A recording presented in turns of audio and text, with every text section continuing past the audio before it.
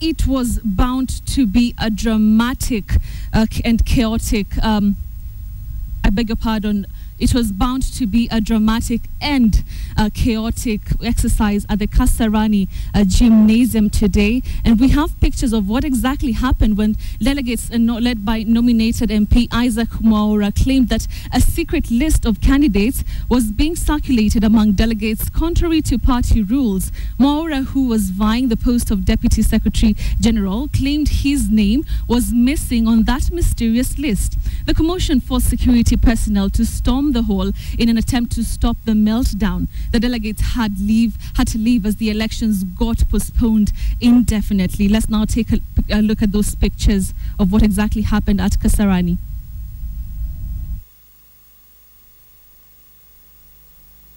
All right, we'll be getting those pictures in just a short while.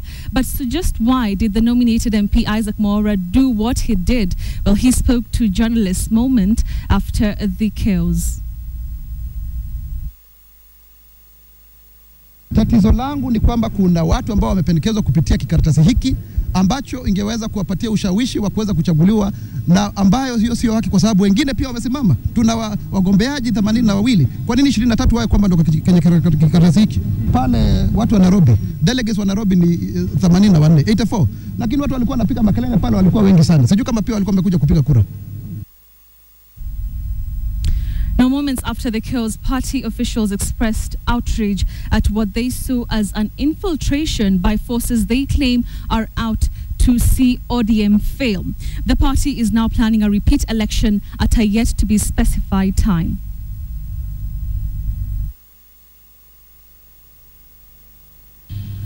It has been decided that the National Governing Council, the NGC, will hold a special session on Monday, coming week, at 10 o'clock at Orange House.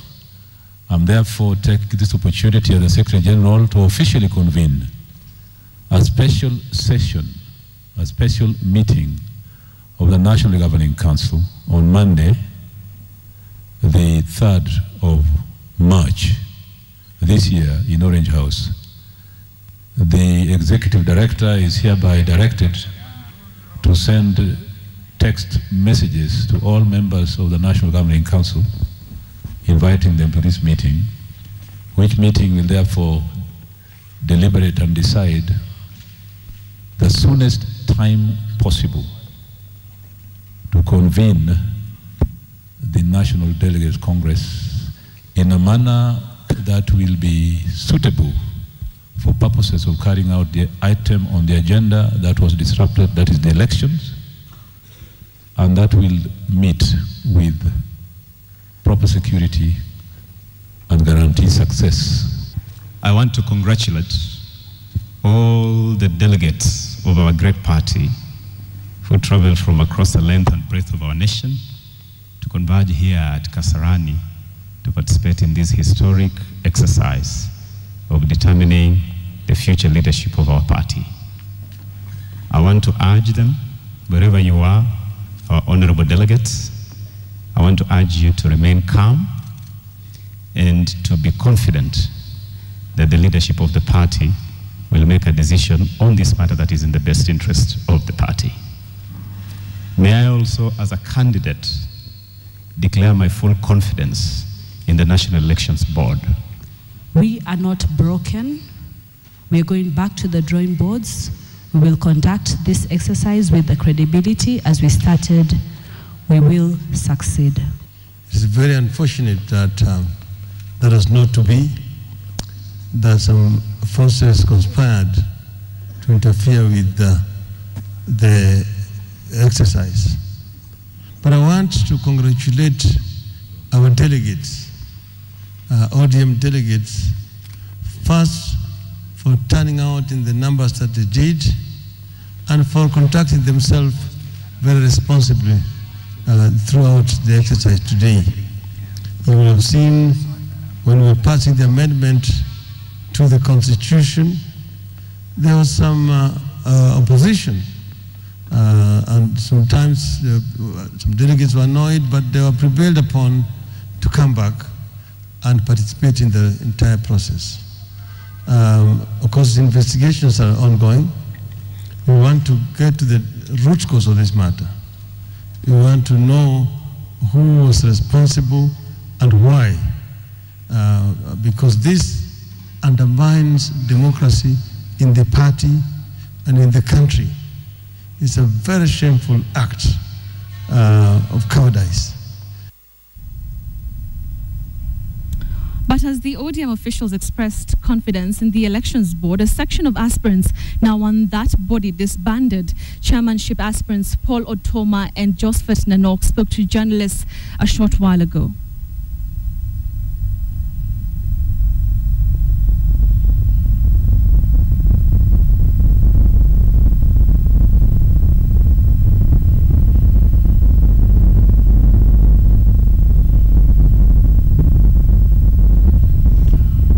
Right, we will have that story in a short while, but for now, let's cross over live to Kasarani Gymnasium, where our senior political editor, Ben Kitili, is joining us from. Ben, good evening. Can you hear me? Good evening, Betty. We are still here at the Kasarani Indoor Arena. It is 15 hours since we first went on air this morning to give you the first picture in the morning, in the beginning of what was supposed to be one of the most defining moments of the biggest political party in Kenya, that is the Orange Democratic Movement. We are expecting by this time we shall be waiting for the result of that particular party national election. But it is not to be, as you can see around me. It is deserted. It is strewn with clutter, with broken ballot boxes and voting booths rather. That is the story of the ODM party election that never was today, and it all started at around a few minutes to 5 when the election, the voting process actually was supposed to bring in. From the pictures you've seen, it was nominated Member of Parliament Isaac Mwaura was running for the position of Deputy Secretary General of this party after finding leaflets of what looks like campaign material. This particular piece of paper is the cause of all that, and it was just a few minutes to the voting process was supposed to begin. Isaac Mwaura says he found out that his name was not in this list. This is a list that was circulated here, he says, with the names of a group of politicians or leaders who had coalesced around the axis of Ababu Namwamba, the Budalangi MP, and the Mombasa Governor Ali Hassan Joho. And it has all those leaders who had coalesced around this particular group, with Raila Odinga being supported to take the party leader position, Ali Hassan Joho, the deputy, like that. And the sixth position, the sixth slot on this particular piece of paper, which is not an actual voting paper, is it was supposed to be the name of that nominated MP Isaac Mwaura for the position of Deputy Secretary General, but it is not.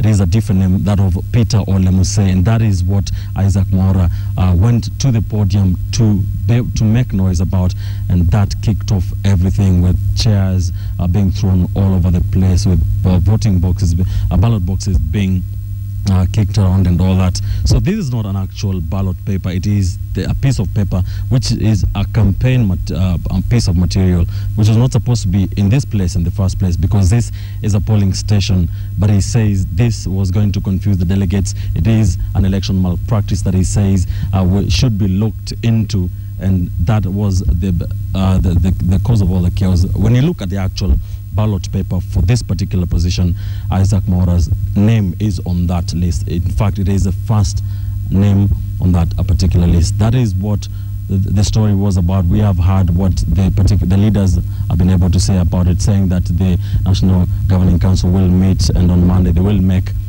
a decision on that. But it is an anticlimax, really, to say the least, from what was expected by the delegates across the country who had made their way to this place. Talking to some of them, they seemed quite disappointed with the ODM party for this particular election, which, talking to insiders, they say it cost about 25 million Kenya shillings to plan, and it has all gone to a sin because of that hitch that happened today. So that is a story that has been here. We are waiting to find out how this develops. We are hoping to be able to talk to some of the protagonists of this particular national election that has been ongoing, and we shall be, of course, giving you the details as soon as we get them. We have been here with the whole KTN crew, my colleague Sam Ogina, Hussein Mohammed, and Frank Otieno, and of course the whole very able technical team giving you the pictures and the updates and goings on of what was happening here since morning, and we shall continue to give you those details as this story continues to develop.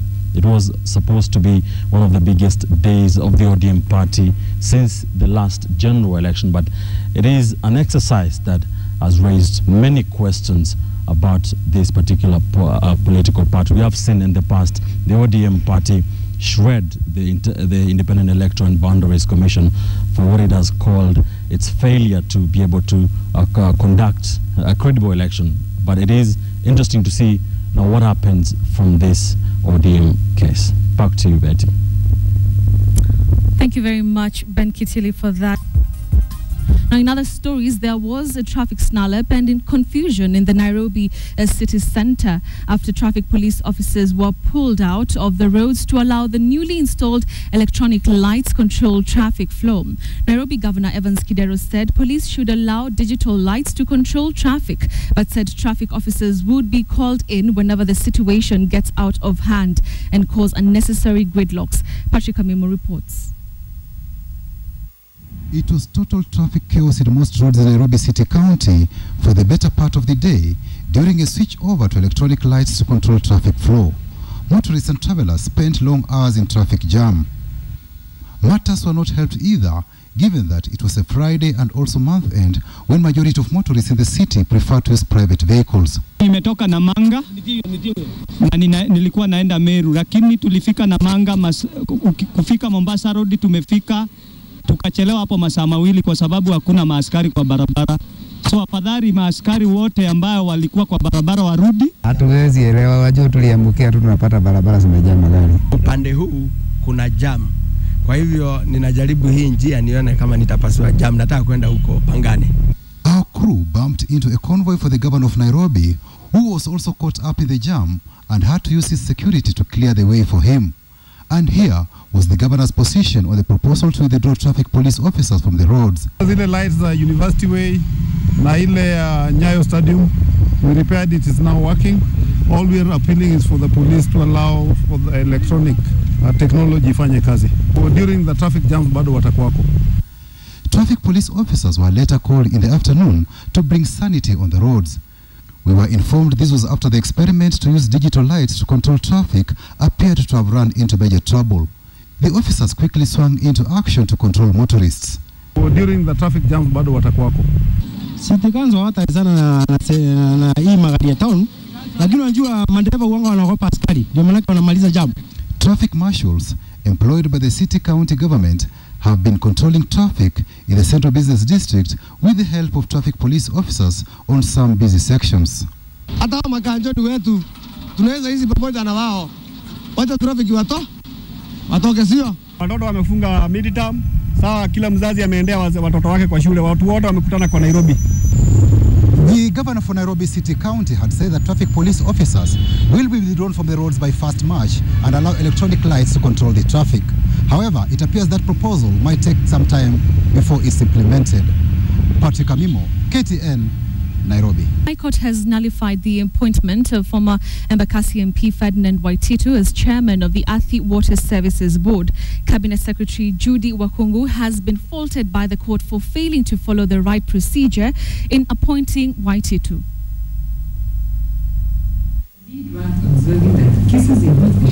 Cabinet Secretary Judy Wahungu was put on the spot today for failing to follow the constitution in appointing former Embakasi Member of Parliament Ferdinand Waititu as chairman of the Athi Water Services Board.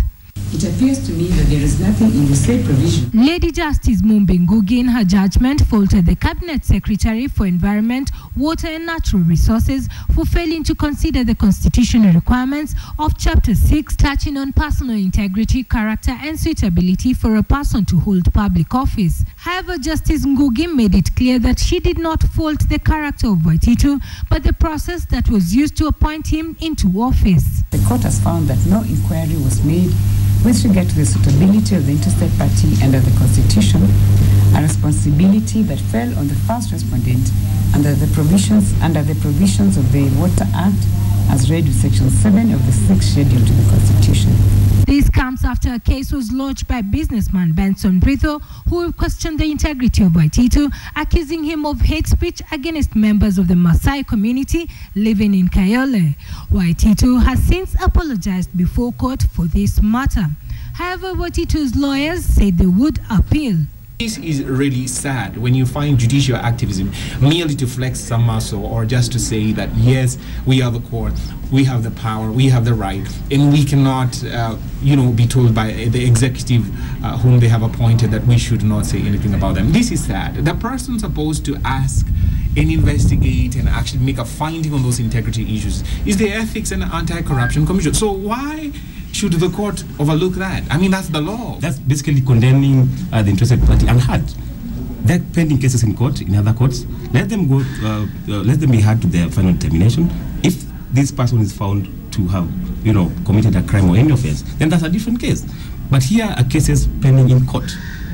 What then is a well-known doctrine of sub judice supposed to do? Winnie Kamau, Friday Briefing. Now, police in Langata are investigating the murder of an ex-pilot, David Macharia, who was killed by unknown people at his home in Karen and dumped in a septic tank. Macharia, who had been living alone after divorcing his wife, was found with the injuries on his body, with his legs and hands tied up. The alleged killers are said to have said they had been sent to do it. They also reportedly disclosed what they had done to Macharia after they were sent a sum of 10,000 shillings by the victim's cousin. According to Titus Yoma, the Langata OCPD, Macharia seemed to have been killed a few days ago and not yesterday, as the callers claimed. High Court Judge Mohammed Warsame sentenced them to death after he found the two guilty of the murder of Dr. James Nganga Moirori. Nganga was the son of Patrick Moirori, the former member of parliament for Gatundu. In 2009, Munene and Chep Konga got involved in a brawl with Nganga outside a nightclub in Westlands. Moirori was shot dead and the two were arrested. In his defense, the former police officer Dixon Munene claimed that Nganga had resisted arrest, forcing him to fire the fatal shot. Justice Mohammed Warsame, however, found that the actions of the two friends were reckless and the pursuit of the victim unnecessary and unlawful. He therefore sentenced the two to death, a ruling they appealed. The High Court would today determine that there was no evidence to indicate that Chepkonga knew Munene was armed. Further, the evidence showed that it was Munene's gun which fired the fatal shot. This meaning after 5 years behind bars, Chepkonga is off the hook, leaving behind Dixon Munene, who will continue to serve his sentence. Wilkiston Abwa, KTN.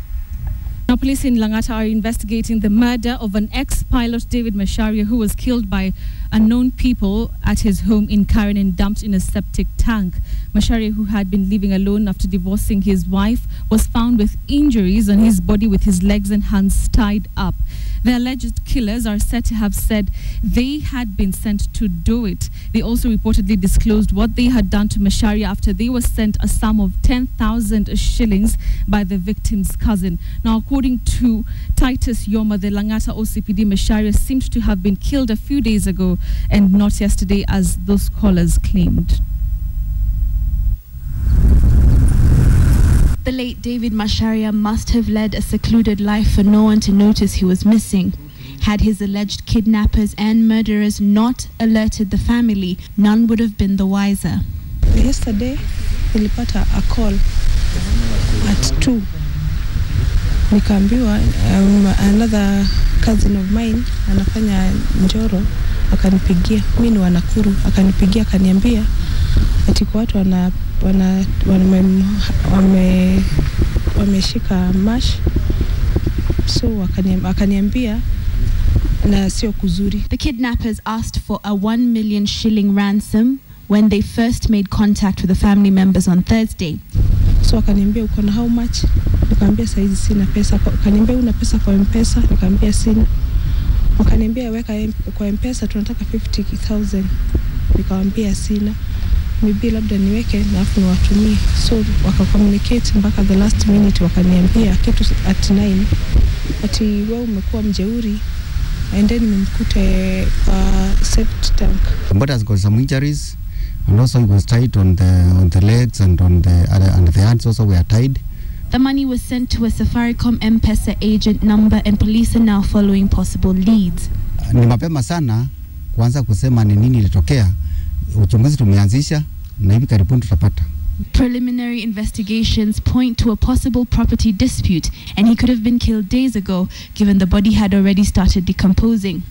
The late David Macharia was a divorcee and lived alone. Catherine Omwando, KTN. To be a dramatic affair, but few could have predicted that the much anticipated ODM elections would turn into complete chaos and be postponed indefinitely. But that is exactly what happened a few hours ago when a section of delegates disrupted the voting process and caused mayhem in the voting hall at the Kasarani Gymnasium. The delegates, led by nominated MP Isaac Mwaura, claimed that a secret list of candidates was being circulated among delegates contrary to party rules. Mwaura, who was vying for the post of Deputy Secretary General, claimed his name was missing on that mysterious list. The commotion forced security personnel to storm the hall in an attempt to stop the meltdown. The delegates had to leave as the elections got postponed indefinitely.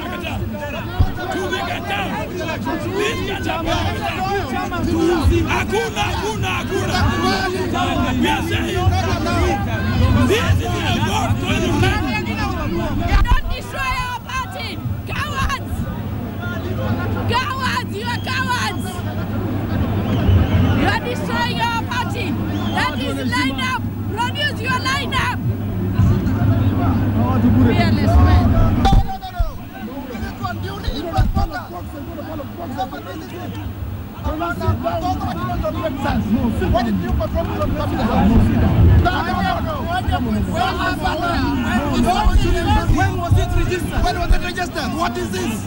What is this? Why did you allow people to come to the house? No, look at this. This is ODM. Yes, I'm right. ODM fresh. Which party is that? I have campaigned the whole of. Listen. No way. I have campaigned the whole of this country. Opinion polls are rating me very highly. How do you come up with this list? We are the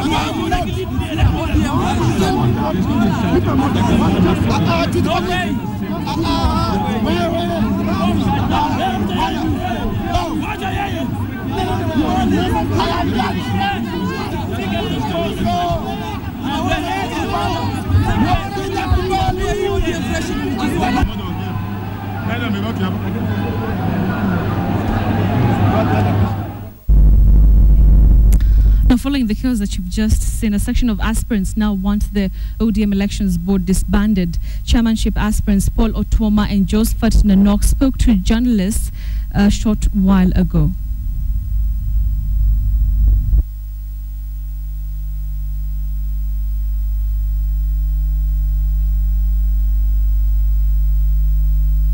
We held a lot of meetings with the National Election Board as candidates to be briefed on what was happening and the arrangements.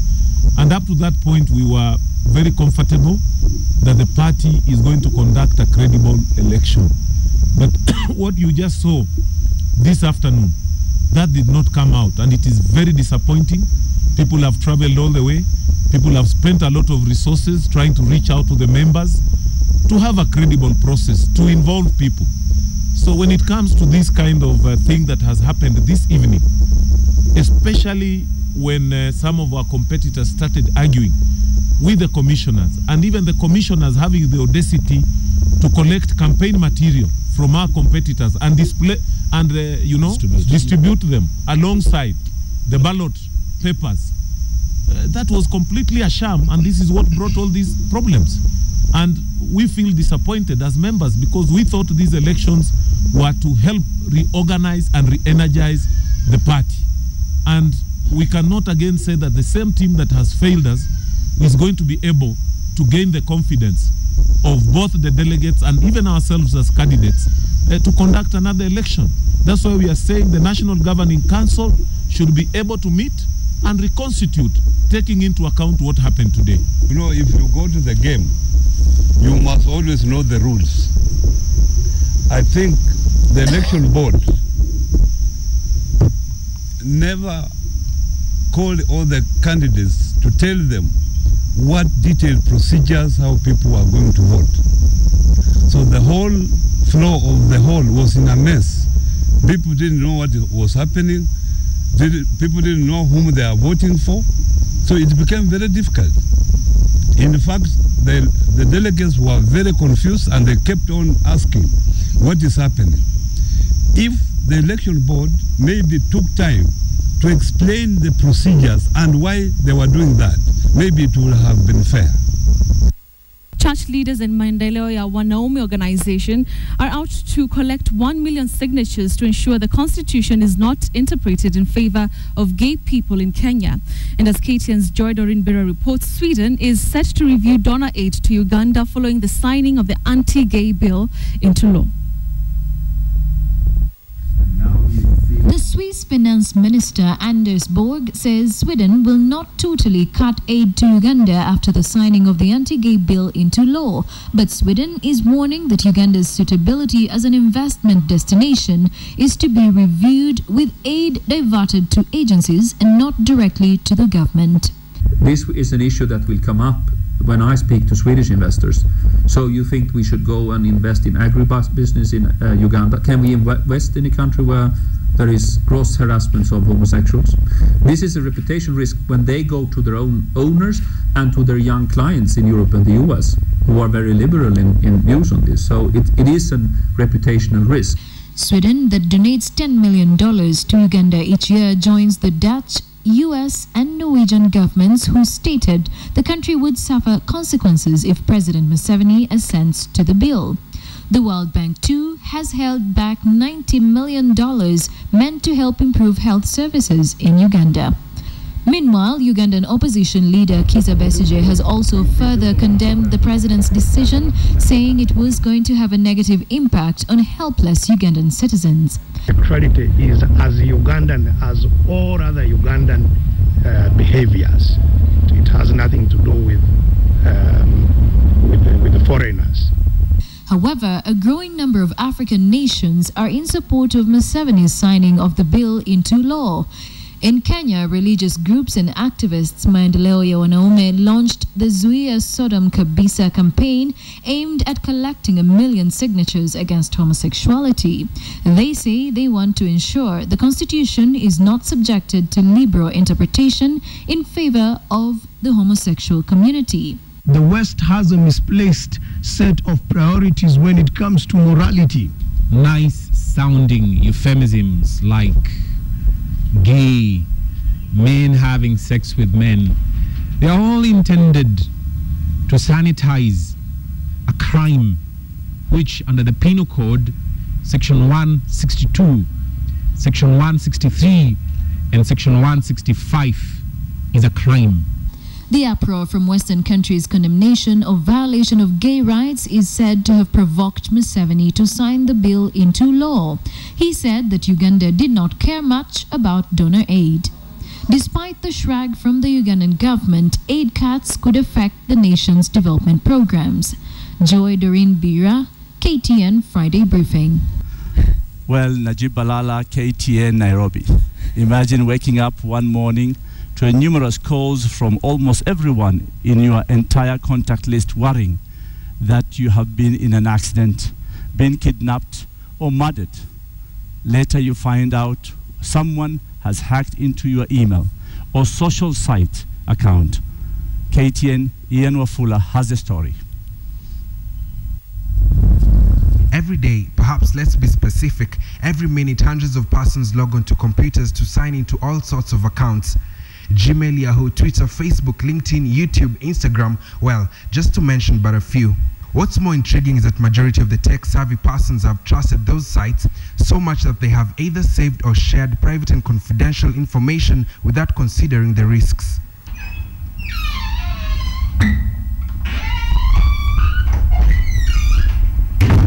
Nyawira Kithinji, a social development specialist at the National Irrigations Board, fell victim to cyber insecurity. Her email address was hacked into. Messages stating that she was seriously stranded and in need of help were sent to all her contacts. A later report by an expert indicated that the hacker was in Nigeria. I got so many calls, I think over 50 calls.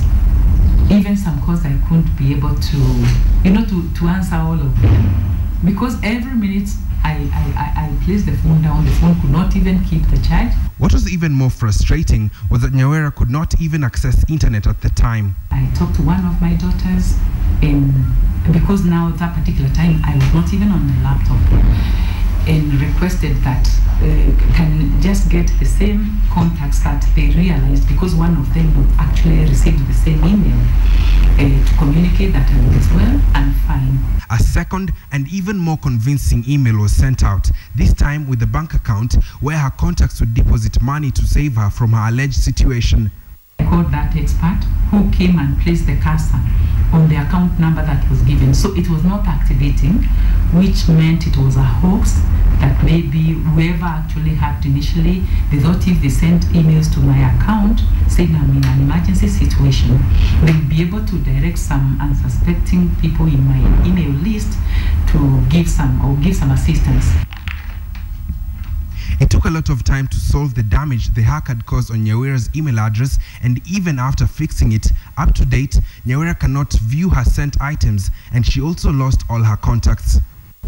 We got in touch with Bright Gameli, the IT specialist who fixed Nyawira's email address, and he says for some, hacking is like a game. There's a group of hackers that we call script kiddies, who are they're not security experts, but they just go on YouTube, look for a video and say, oh, this is how this is done.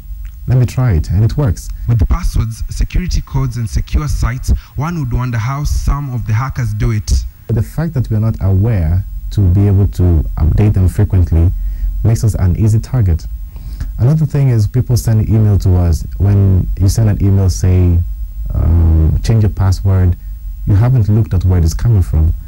Or somebody sends you a picture, a PDF document, Microsoft Word documents, all those could contain viruses, which will not be detected by antivirus, most likely. So that goes to you, you open it, and you've been hacked. Majority of Facebook users have fallen victim to the links sent out to their friends, bearing even pornographic videos and pictures. Always clear your cookies once in a while, maybe every 4 days. Just go to browse. If you can't do it, just Google. You'll find it. It's hard. As for Bright and other IT specialists, fighting cyber insecurity remains a challenge with new hacks, sites and techniques every day. It is evident that the advancement of technology is inevitable. However, even experts warn that we should be cautious while visiting suspicious links and sites to avoid being vulnerable to cyber insecurity. Ian Wafula, KTN. Shareholders of listed firm BAT Kenya are a happy lot after the company announced a 37 shillings dividend payout for each share held. Adelaide Changola reports.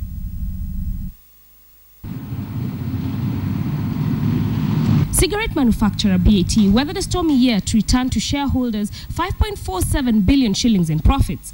This, the firm said, was achieved despite a hit from taxation and a dip in its export sales to Egypt. The total market is relatively resilient. We have enjoyed share growth, and there is up trading to higher value brands, and that is, if you like, supporting our performance.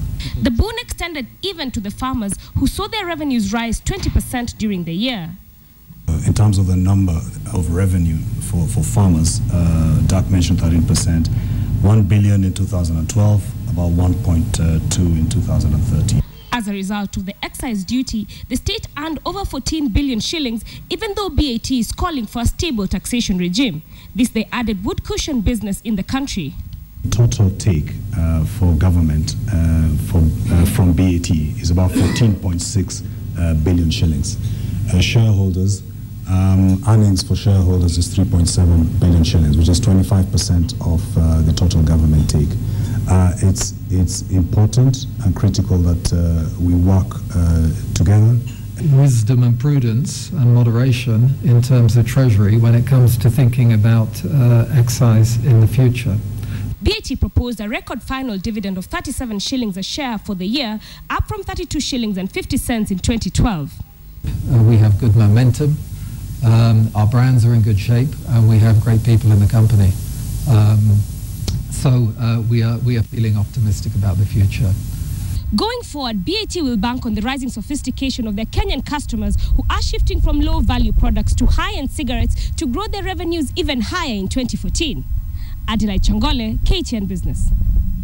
Now, the Konza Technopolis Development Authority has signed a contract with the University of Nairobi to survey and map the Techno City's construction site. The survey, that will take 5 months, will cost 28.6 million shillings, and thereafter the government will lay basic infrastructure. Cabinet Secretary for ICT Fred Matiang'i, while signing the contract, said that construction of the Phase 1 will start in the next quarter with the help of the survey findings. The first phase of the project will include construction of a business outsourcing center, a science park, and a data center in a period of 5 years. Well, this comes amidst concerns as to why the project has taken long to take off, with government's commitment to its achievement being questioned.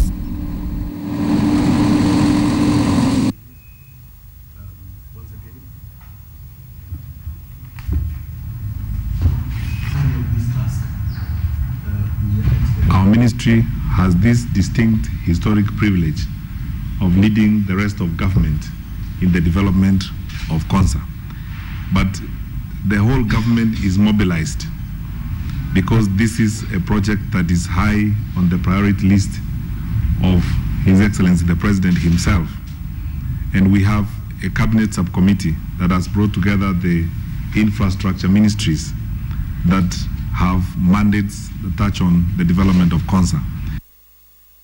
A fake title deed syndicate has been busted in Kajiado County. 2 suspects police say are in their custody as investigations continue. Acting on a tip-off, police say their syndicate involves Kajiado County Land Registrar, Mr. Jonathan Kuske, who is on the run following arrest warrants issued against him by Amavoko Court.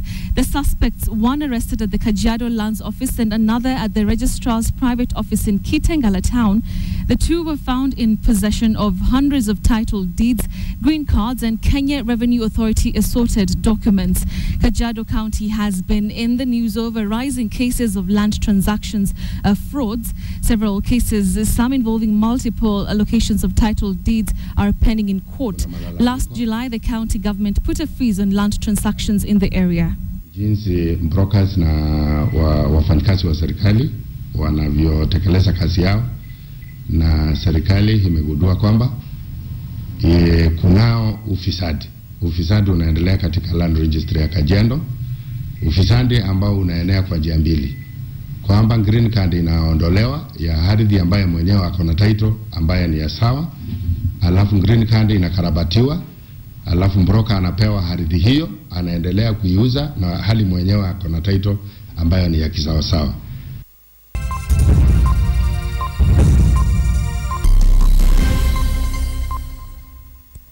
Well, it's that time that we cross over live to Kisumu County, where Willis Ochieng, also known as Willis the Wordmaster, is standing by for tonight's lesson. Willis, a pleasure seeing you this evening. How are you doing? I'm doing good, Betty, and it's a pleasure for me to be on my seat from Kisumu, just on matters of pronunciation. I like that, Willis. Let's start off. Do we say vacant or vacant? Vacant. Many people say vacant or vacancy, but we say vacant, vacancy. Just like we have various and vapor, not vapor, not various. So letter A takes the sound A. All right. Now, Willis, last week you mentioned something when you're explaining a word, and you said elephant. Were you kidding, or is that the right pronunciation of that word? Well, Betty, we say Eli, not Elle. Elle, that is the spelling, but we say Eli, elephant. Just like we have elegant, element, elevator. Now, most people say Elle, but the best way at the onset is Eli.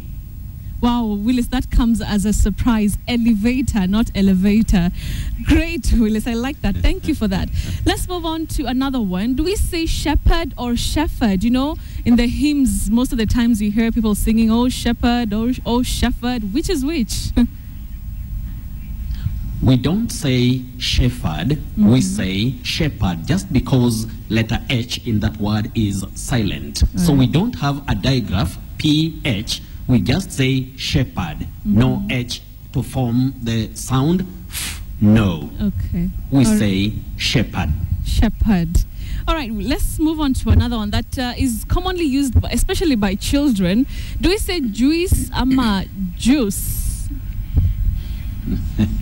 I like that, personally. Anyway, we say juice, not juice, not Jewish. Just like we talk about the sluice gate, not sluice or sleeves, juice. And Betty, we say biscuit, not biscuit.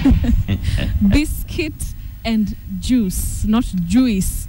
Okay, great. Yes. Let's move on to another one. Is it entourage or entourage? A very tricky word there, Betty. We say entourage. Entourage. Entourage. So the sound is very tricky in English. Yes, there you are. Then we say mirage. Mirage. Prestige. Prestige, not prestige. And we also say sabotage. Sabotage, not sabotage. Is it also regime? Does it also apply to that? Yes, we don't say regime the way it's commonly or locally said. We say regime, regime. Okay. All right, Willis. Let's move on to another set of words. Now, we have this coat, you know, like baby coat, like C-O-T. And then we have C-O-A-T, like, you know, a jacket, you know, a coat. And then we also have mahakama, like C-O-U-R-T, yeah? How do you pronounce all those three words? Betty, those are contrastive pairs. Any phonetician or somebody who is keen on the English phonology would also tell you about minimal pairs. Words which just have, you know, they partially look alike, but they have contrastive sound values which may be just single, you know, features. So we say cot, cot, when we are talking about C-O-T, cot. Then when we have the jacket, C-O-A-T, we say coat, coat, a slight glide O, coat. But when we are talking about mahakama, like ICC, we don't say court. Now we have the long vowel O, court, court, just like the past tense of catch. Yeah, court, court, no glide, a long vowel O. Okay, Willis, thank you for that. Do you have any surprise words tonight? Betty, we say comedy, yes. Yeah. But when we change the form of that word for grammatical function, people are fond of saying comedian. No, we say comedian. Okay. Me, not me. Me, comedian. Just like we say strategy, yes. But when we talk of the adjective, we say strategic. A strategic plan, not strategic. Okay. There you are. Then we also have the word college. Yeah. College. Many people say college. College because of the spelling. Yes. But we say college. College, not college. Wait, Willis, Then we you also mean, have you mean sacrilege. You mean like college, you know, like an institution of higher learning? College, what we know as college, is college. Betty, I once said that what we acquire from our environment or in our educational system sometimes can be wrong. We may think that is the correct pronunciation, but when we go to the English, or what we call received pronunciation, we say college. College. We are fond of saying college. College. Yes. But the correct pronunciation, believe you me, and I'm happy that you are among those who are surprised. College. Well, it's okay. I'm surprised, honestly. All right, let's move on to our feedback. And Bran K is asking, do we say mundane or mundane? Are you talking about dull or not exciting? There we go. Yeah. Yes, we say mundane. Mundane. Some people will say mundane, which is not there. Mundane. No. We say mundane. And we also have, yes, we don't also say incumbent. No. We say incumbent. Mundane. All right. Wow. Letter U takes the sound Okay, yes. Willis. Right, finally and very quickly, Nancy Wanja wants to know, do we say fuel or fuel? Fuel. We have a triphthong. 3 vowel glides. Fuel. We also have dual, not duel. Some people say fuel, duel, D-U-E-L, duel. Yes. F-U-E-L, fuel. No. Fuel, dual. There you are. All right, Willis. Always a pleasure having the lesson. And you should come over to Nairobi very soon. We need you here in studio, live, you know?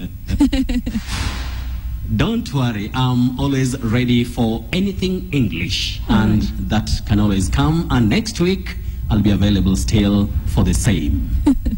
All right, Willis, thank you very much. He is coming to us live from Kisumu County, bringing us those enticing and interesting words that we commonly mispronounce. That has been Mind Your Language, only here on Friday Briefing.